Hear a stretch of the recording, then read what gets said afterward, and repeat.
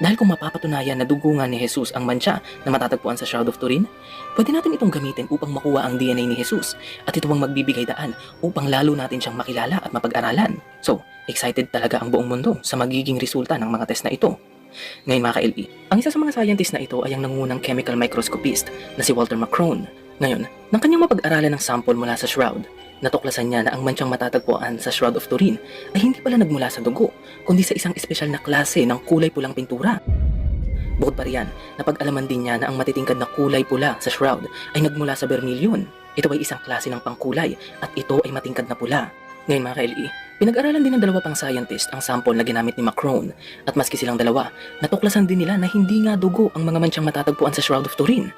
Nalaman nila na ang pulang mantsa sa telang ito ay mula sa isang klase ng pintura na gawa sa iron oxide. At bukod pa riyan, natuklasan din nila na walang kahit anong bahid ng dugo ang matatagpuan sa Shroud of Turin.